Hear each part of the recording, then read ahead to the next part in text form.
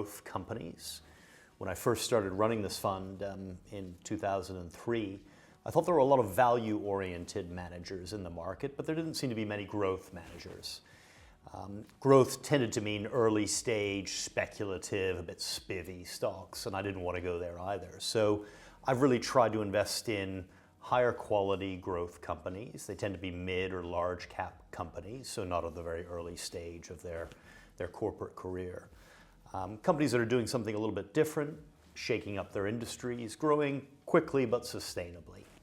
So I think that's been the mantra ever since I started running the fund, these sort of industry champions, these overlooked growth companies. The fund was £5 million when I started managing it all those years ago, and it's just pushing over $4 billion in size today. So, a healthy fund in the UK market that's been run by the same management team for over 20 years. I think there have been a number of drivers of performance over the last 20 years. I think it helps being in the growth factor. Growth stocks have outperformed quite significantly over recent years. But the types of growth companies have changed. Early in that period, it was sort of slightly earlier stage, mid-cap companies that were going into new parts of the market, new addressable areas to increase the size of their opportunity. I think in the last few years, the market has pivoted more towards these sort of big and beautiful companies. The strong get stronger, particularly as interest rates increased in reaction to rising inflation. So the types of companies have changed, but what has remained the same is that the market is looking for quality growth companies with repeatable and resilient revenue streams, companies that are doing something a little bit different and shaking up their industries. That has remained the same. So we have a number of companies that have been in the fund for many years.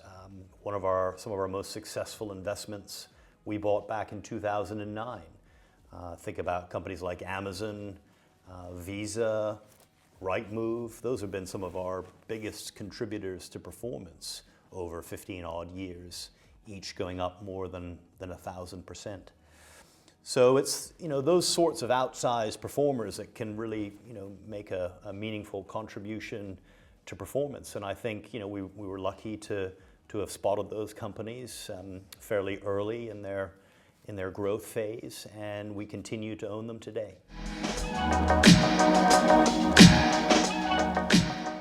Yes, 2025 has been a challenging year. I mean, normally the impact of politics is overplayed on financial markets, but that certainly hasn't been the case this year.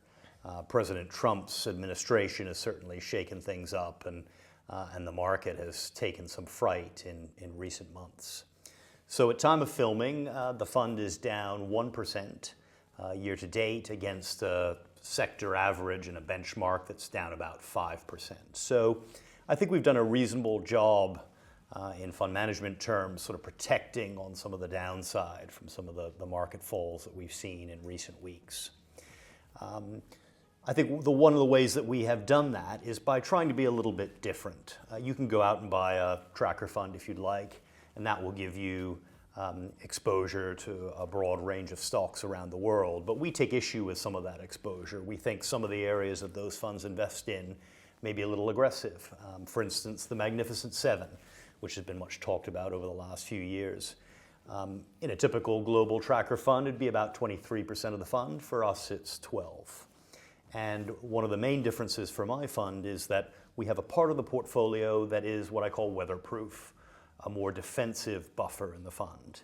Now that has restrained performance in the bull markets, but has also kicked in and protected us as the markets fall in some of the downdrafts. So I think it's a part of the balance and diversity that lowers the overall risk of the portfolio and makes it a bit of a smoother ride for clients and for me. This fund is my largest personal investment, so we're all eating the same cooking.